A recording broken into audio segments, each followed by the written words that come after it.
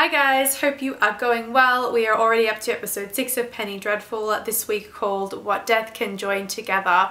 This episode was awesome because we had plot and we were moving forward. There was stuff happening every step of the way. It was really engaging. I really enjoyed it.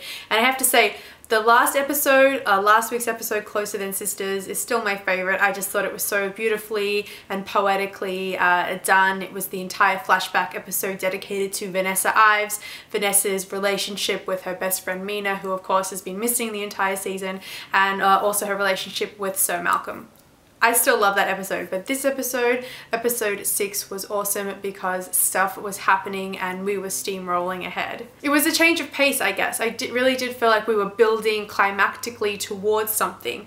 Every one of our ensemble characters were featured. I mean, nobody was left out. Some episodes before have been dedicated just to certain people, to looking at different, you know, this relationship here, just this person, just that person.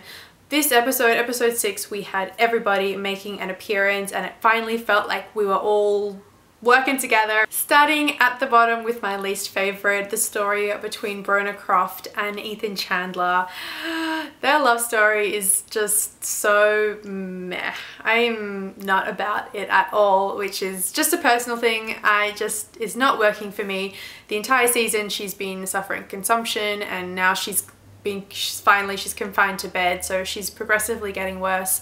Ethan's been looking after her and boring. We had some cool progress with Dr. Frankenstein. So the week before last he finally made acquaintances with Professor Van Helsing, and Van Helsing in this episode proceeded to enlighten Dr. Frankenstein about vampires. It was the first time that word, that term has been used, vampires. Dr. Frankenstein had never heard of the actual condition, this blood-eating condition from which the boy, what was his name? Fenton. From which Fenton was suffering from, and what they think, you know, is happening around them. So while Dr. Frankenstein was aware that this was happening, it was Professor Van Helsing that finally brought it all to light, and he shared with him a story that his wife was actually suffering the same vampire affliction. However, Frankenstein's monster Caliban has by no means released his grip on his creator, Dr. Frankenstein, and stepped in a really, like, it was kind of anticlimactic how poor Professor Van Helsing went down.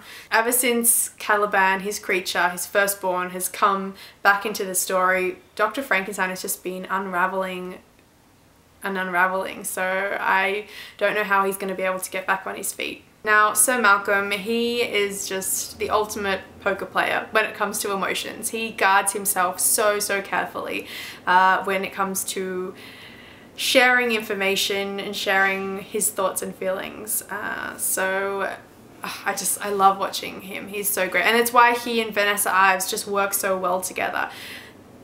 Sir Malcolm is the staunch, rigid kind of man of science, of seeing is believing, and Vanessa Ives is the absolute opposite.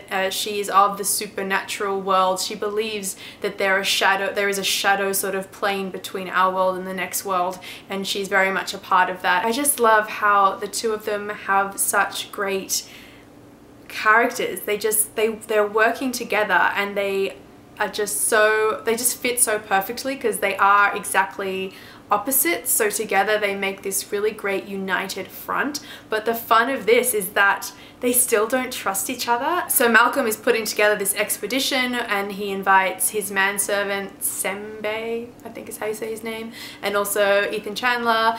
And they go down to the docks because there is a ship that's come in from Egypt that might have been carrying something to do with what they're searching for. And still Sir Malcolm doesn't invite Vanessa Ives. He just doesn't, whether it's not he doesn't trust her or he thinks that she's too closely connected to that world that she could be a liability.